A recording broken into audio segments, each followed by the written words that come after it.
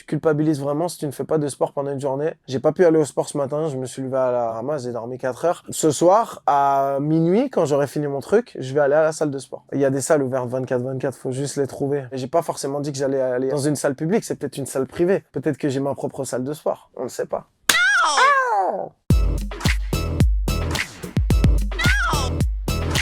C'est quoi la différence entre le Attic de 2021 et le Attic de 2023? Bah, je dirais que le Attic de 2023, il est plus mature, plus accompli, plus sage, moins nerveux, moins chien fou. Je suis dans la machine, j'ai totalement compris tous les rouages de cette machine et je comprends comment ça fonctionne, ce qu'il faut faire, ce qu'il faut dire, ce qu'il faut pas faire, ce qu'il faut pas dire. Ça y est, je pense avoir compris pas mal de choses. Il parle de quoi son nouvel album, Nia? Il parle de plein d'épreuves de la vie, des épreuves au niveau amical, au niveau amoureux, au niveau professionnel. C'est un genre de bilan des 3-4 dernières années, on va dire, qui me permet de faire un petit reset. C'est l'histoire d'un mec qui a juste envie d'être heureux. Tu nous chantes un extrait de chapitre 1, Nia. Nia, j'ai tout mis dedans comme si c'est le dernier. Nia, j'ai aimé tout mon cœur et on m'a...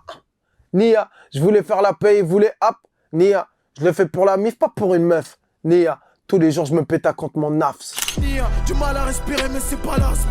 Nia, il voulait m'étouffer ces fils de lâche. Pourquoi as-tu repoussé la sortie de ce nouvel album? J'avais besoin de vivre certaines choses dans ma vie et de clôturer mes problèmes avant de pouvoir sortir cet album dans lequel je raconte les problèmes que j'ai vécus. Je sais pas si c'est très clair. Ça veut juste dire que j'avais besoin de résoudre mes problèmes pour sortir cet album qui m'a aidé à résoudre mes problèmes. Voilà, l'un va pas sans l'autre. C'est comment de travailler avec sa maman? C'est génial déjà parce que ça veut dire qu'elle travaille pas ailleurs. Si on peut éviter de faire des trucs relous à ma mère, ça m'arrange. Elle charbonne fort quand même, mais pour la petite anecdote, c'est marrant parce que ma mère elle est tellement professionnelle et carrée qu'elle me demande si elle peut prendre des jours de congé alors que j'ai envie de lui dire en fait, prends 8 ans de congé si tu veux quoi, tu vois. Tu fais ce que tu veux. Ça a été difficile pour toi la célébrité? Ouais, c'est pas évident parce que il y a tout ce que les gens voient et puis il y a l'envers du décor. Tout ce que les gens voient c'est super, c'est beau, ça brille. Et il y a aussi ce qui se passe en coulisses, on va dire, qui est plus compliqué à gérer quand t'as envie juste d'être heureux et dans des choses simples et dans des rapports simples et sains avec les gens. C'est pas toujours réciproque. Cette célébrité, ça a changé quoi dans tes relations familiales et amicales? Dans mes relations familiales, ça n'a rien changé parce que j'ai une famille qui a vachement la tête sur les épaules et où personne ne me prend pour Attic, mais que pour Clément. Au niveau amical, par contre, ça a changé beaucoup de choses. Bah, j'ai fait le tri. Au fur et à mesure, on arrive à, comme une équipe de basket, un petit 5 majeur avec un banc et la rotation du banc et du 5 majeur me suffit pour être heureux dans ma vie. J'ai pas besoin d'aller chercher des gens ailleurs dans d'autres équipes, quoi. Voilà, on va dire ça comme ça. Ça t'est déjà arrivé de penser à tout quitter? Waouh. Beaucoup de fois.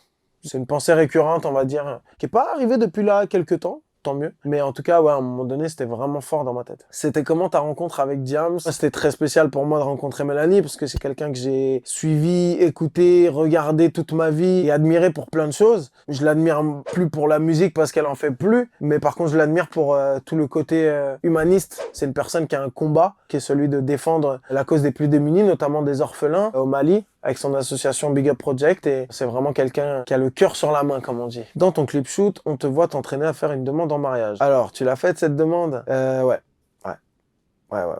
Je l'ai faite. Jeté dans le cœur, ouais, tout file à 1000 à l'heure, ouais. T'as envie de leur dire quoi à ceux qui pensent que tu ne fais pas du rap? À vrai dire, il y a des morceaux où je fais pas du rap. Après, il y a beaucoup de morceaux où c'est du rap, où les gens disent « Ouais, mais c'est pas du rap, c'est pas du vrai rap !» Ouais, c'est sûr que quand t'es arrivé avec les chaises pliantes et que tu finis par faire certains morceaux que j'ai pu faire, les gens considèrent que c'est pas du rap parce que tu les as habitués à un type de rap. Mais il y a plein de types de rap. Et moi, je suis pas dans ce truc de case. Et si demain, j'ai envie de faire du rap hyper sale, hyper sombre, eh ben, je vais le faire et peut-être que ces gens-là seront très contents et qu'ils achèteront mes disques sans lâcher des commentaires sur Twitter. Aujourd'hui, as-tu réussi à trouver un équilibre entre ta vie publique et ta vie privée? Work in progress. On va dire que c'est en cours. Il me manque encore 2-3 petits steps avant de pouvoir dire que j'ai vraiment un équilibre, mais on va dire que ça va mieux. Sur une échelle de 1 à 10, il se sent comment Attic aujourd'hui? Écoute, ça va. J'aimerais que l'OM repasse deuxième. J'aimerais aller au sport ce soir. Si tout se passe bien aujourd'hui, comme je le souhaite, je pense que je pourrais dire que sur une échelle de 1 à 10, aujourd'hui, je me sentirais à peu près à 8,5. Et c'est bien 8,5. C'est un bon bonheur quand même. Nia, je le fais pour la mif, pas pour une meuf. Nia, tous les jours je me pète à contre Gros mon bisous. axe. Nia, du mal à respirer mais c'est pas l'asthme.